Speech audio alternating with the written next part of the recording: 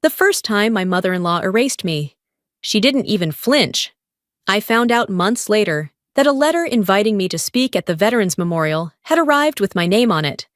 She opened it, answered on my behalf, and wrote back that I was too busy with family duties.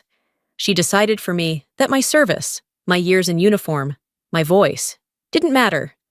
My name is Claire Morgan. I've served in the U.S. Navy for over 20 years, earned my rank through every deployment, every sleepless watch, every scar that doesn't show. Yet in her eyes, I was never more than the girl who works in an office. That day, when I discovered the truth, something cracked inside me. It wasn't just the insult. It was the quiet certainty that in her world, I would never be seen for who I truly was. And by the time the luncheon came, the day she tried to humiliate me in front of the entire community, I already knew if she erased me once more, I wouldn't stay silent. It was a cold Sunday morning in late fall, the kind that made the air sting a little sharper as I walked down the leaf-strewn path to the fellowship hall. Inside, the buzz of voices blended with the clink of spoons against porcelain, and the rich smell of coffee drifted from the kitchen.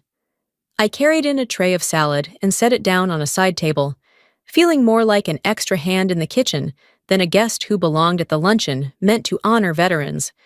My mother-in-law, Eleanor, moved through the room like she owned it, her smile wide, her voice pitched high enough for everyone to hear. When she passed me, she leaned slightly toward two of her closest friends, her tone dropping just enough to carry. "She just works in an office," she said. "Better not let her show up in uniform pretending it's more than it is." The women laughed softly, their eyes darting toward me, with that mix of pity and mockery I knew all too well. I kept my expression neutral, my hands steady as I arranged the tray, but inside something knotted tight. I had chosen a simple navy sheath dress that morning. Nothing flashy, nothing that could be twisted into a performance. Still, I pinned a small silver star to my chest, a quiet token for the shipmate I'd lost 2 years ago. It wasn't a statement, just a promise I kept to myself. In the pocket of my dress, my phone hummed once, then settled. I was on duty, a low-level standby, but enough that if something urgent came through, I'd need to respond. Even here, surrounded by folding chairs and potluck dishes, my responsibility didn't disappear. I stood near the kitchen door, half hidden in the bustle, part guest and part bystander, a woman who carried 2 worlds inside her. In the Navy, every rank was earned, every role carried weight, but here, under Eleanor's gaze, I was nothing more than her daughter-in-law, someone she could reduce with a single whisper. And as I watched her glide past with her perfect smile, I thought, here, I am invisible. I remember the year before, how a few members of the planning committee had pulled me aside after service, their voices warm. "We'd love to hear you share your Navy experience at the memorial," they said. I felt a flicker of pride, waiting for the official invitation that never came. Weeks passed, then months, and eventually the event happened without me.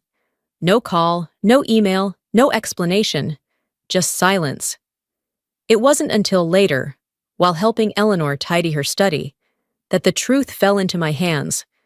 I found an envelope already torn open, my name printed clearly on the front. Inside was the invitation, a formal request for me to speak at the Veterans Memorial. My heart slammed in my chest as I read it. But worse than the letter was the reply I found attached. A typed note, polite but cold, signed as if it came from me. "She is busy with family duties and cannot attend." The betrayal cut deep, not from strangers, but from inside the walls of my own family. No wonder the community had turned quiet. No wonder no one asked me again. They believed I had declined. They believed I had chosen to be silent. I said nothing to Eleanor that day. I tucked the letter back where I found it and walked away, carrying a secret that pressed heavy against my ribs. From that moment, though, something inside me shifted.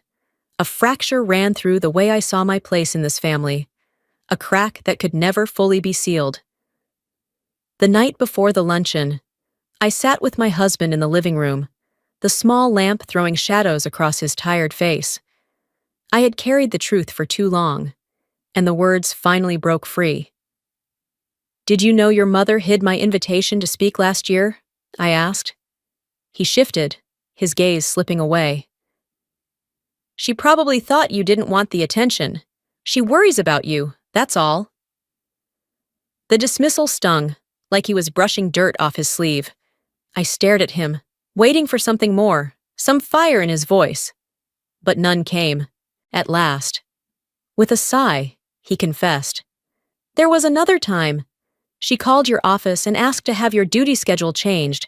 She said you should spend more time with family." The words crashed over me like cold water. Not only had she stolen opportunities, she had reached into my career itself, twisting it under the guise of care, and he had let it happen. I sat frozen, my breath sharp in my chest. Love or not, his silence had become its own form of betrayal, a quiet complicity that left me standing alone.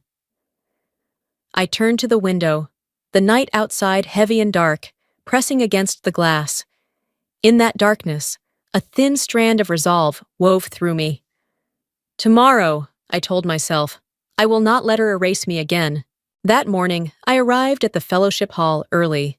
The place hummed with energy, chairs scraping against the floor, silverware clinking, voices calling out instructions as the Banner Veterans Appreciation Luncheon was hoisted across the stage. I walked to the wall where the seating chart was taped. My eyes scanned the list once, then twice, then again, but my name wasn't there. I asked the event coordinator quietly. Her cheeks flushed pink as she glanced at the paper in her hand. "I'm sorry. You've been assigned to a side table near the kitchen. Easier to help with the food service." The words stuck in my throat.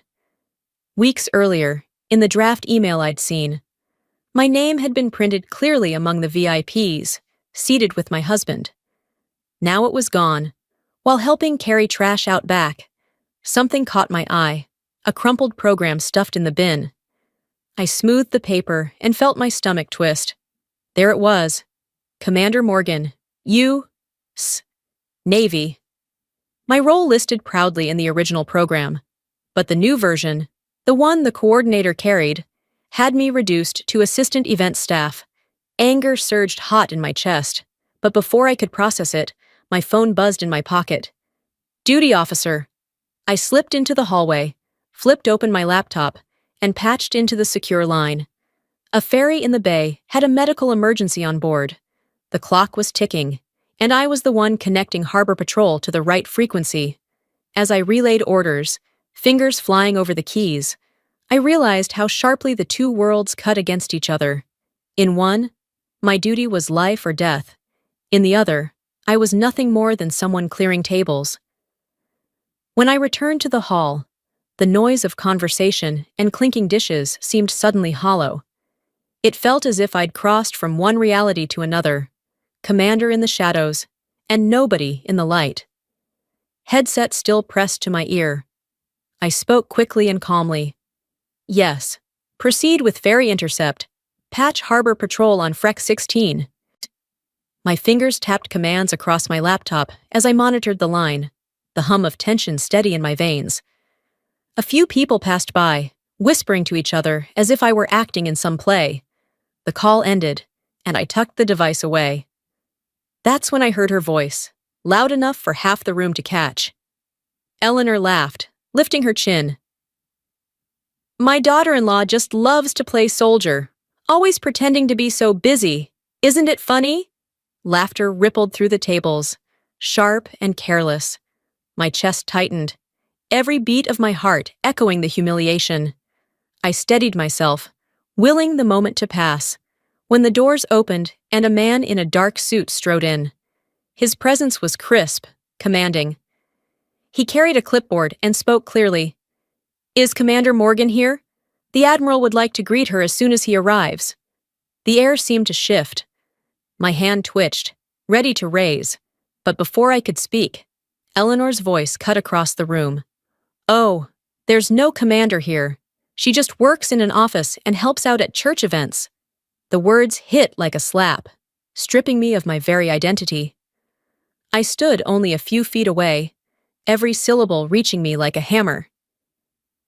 The aide frowned, scanning the hall, my fists curled tight against my sides, nails biting into my palms. Inside my head, a single thought pulsed steady as a drumbeat. Enough. Today, the truth will be heard. I had just returned to my table when Eleanor swept over, her voice low and sharp. "Put that phone away. People are watching you type while others are greeting guests. You look disrespectful." I tried to hold my ground. "I'm on duty, Mother. There's a medical emergency in the bay." She cut me off, her smile broadening for the benefit of those around us. "See? Always a little performance. Today is about community, not the Navy." Her tone was honeyed for the crowd, but barbed for me. Before I could answer, Mr. Bradley, one of the luncheon's biggest donors, stepped closer. "To avoid confusion, why don't we give her a volunteer badge? Easier to keep things tidy." He pressed the plastic card into my hand. The bold black letters "Volunteer" stamped across it. For a second, I just stared at it. My name, my rank, my years of service, all reduced to a single word. Slowly, I pinned it to my dress. A murmur spread among a few young helpers nearby. "So she's just a volunteer? Not really Navy?" Their words stung more than I wanted to admit. I bit the inside of my cheek, swallowed, and said nothing. But I carved every syllable deep into memory. I sat back down, the badge heavy on my chest. Let them believe what they want, I told myself. The truth doesn't vanish because someone refuses to see it. And soon enough, the truth will speak for itself. The event coordinator rushed over, her face flushed. She leaned in close. "I'm so sorry, but you won't be speaking today. Eleanor said it might come across as too military." The air around me tightened, pressing against my ribs. I forced my voice even. "I see." When I glanced at the projection screen, my stomach dropped. The preview slide that once bore my name and title now showed only spouse of Daniel Morgan. Stripped of everything else, I was identified only by my husband. Still, I asked for a microphone, intending to say something brief about helping in the kitchen. The coordinator handed it over reluctantly. I walked toward the front, lifted it, and nothing. The mic was dead, she whispered, eyes darting nervously. "I'm sorry. Orders." A low ripple passed through the crowd as people exchanged puzzled looks. A few shook their heads, not sure what had just happened. On the corner of the display screen, I caught a flash. A file labeled Commander Speech Draft being dragged into the recycle bin. My throat tightened. Eleanor hadn't just trimmed me out. She had erased me completely. I drew a slow breath, forcing calm over the fire rising inside. I didn't storm out, didn't raise my voice. Instead, I opened my phone and began recording every detail, every omission, every silence, every deliberate cut. Go ahead, erase me, I thought, but the truth can't be deleted. As guests began to fill the hall, chatter rising around me, I sat at the side table. The volunteer badge gleamed against my dress, a label as visible as a scar. Some looked at me with condescension, others with pity. I met their stares head-on, shoulders squared, because deep down, I knew. The moment of reversal was drawing near. The fellowship hall pulsed with noise, 100 conversations weaving together into a restless hum. At the front, the long table gleamed with polished silverware and folded place cards, each name written in elegant script. Eleanor, radiant in her bright red jacket, stationed herself near the VIP section. Her smile stretched wide as though she were the hostess of the entire county. When the doors opened and the Admiral stepped in with his aides, the air shifted. The chatter dimmed, chairs scraped back, and people rose to their feet in unison. I remained seated at my side table near the kitchen door, my plastic volunteer badge catching the overhead lights like a scarlet letter. The clatter of heels and boots echoed on the hardwood floor as the Admiral advanced through the rows, stopping to clasp hands, nodding warmly to veterans and donors alike. I sat still, hands folded, as if welded to the chair. I had no intention of moving. Not now. His eyes swept across the room with the practiced ease of a man accustomed to command, pausing briefly on each face before moving on. But then, unexpectedly, his gaze settled on me. The faintest crease softened into a smile, recognition lighting his features. He broke stride and angled toward my corner, ignoring the expectant crowd that leaned closer to him like flowers to the sun. "Good to see you, Commander Morgan," he said, his voice carrying effortlessly across the hall. "I read your after-action on the ferry medevac drills. Excellent work." The words rang out sharp and clear, cutting through the silence that followed like the crack of a rifle. In that instant, the clink of silverware stopped, the shuffling of feet ceased, and even the softest whispers evaporated. The room froze. Every head turned toward me. I, the woman relegated to the kitchen door, the one branded with a volunteer tag, suddenly stood revealed. I felt their eyes, surprise, confusion, even shame, boring into me. The laughter that had trailed Eleanor's mockery earlier now curdled in people's throats. Across the room, Eleanor's face faltered. Her carefully arranged smile collapsed, lips parting but no sound emerging. The color drained from her cheeks, as if someone had drawn a curtain across her pride. She gripped the back of a chair to steady herself. Caught in a spotlight she could neither command nor escape. For a moment, the entire hall was suspended in a strange, fragile quiet. I could feel the star-shaped pin on my dress pressing against my chest, small but solid, an anchor against the storm of eyes around me. My pulse steadied. I lifted my chin and met the Admiral's gaze. With a calm that surprised even me, I inclined my head, the gesture simple but deliberate. No need for theatrics. No need for anger. Inside, something loosened, as though the crack that had run through me for so long had finally found its release. The tables had turned, and everyone knew it. The reversal had arrived. After the Admiral's greeting, the atmosphere inside the hall shifted like a tide turning. The event coordinator hurried onto the stage, her voice shaky as she fumbled with the remote. "Apologies, there seems to be an error with the program slides." Her eyes darted nervously toward Eleanor, who stood frozen near the VIP table. I rose from my chair, my voice even and steady. "If you would, please pull up the original slide file." A technician tapped at the laptop, and within seconds, the projection changed. My name appeared on the screen in bold letters, followed by my title, Commander Claire Morgan, U.S. Navy. The room erupted in murmurs. People leaned toward each other, brows furrowed, whispering questions. Some looked back at me with dawning recognition, as if seeing me clearly for the first time. "Please check the correspondence attached to that file," I said. The technician hesitated, then clicked open the archived emails.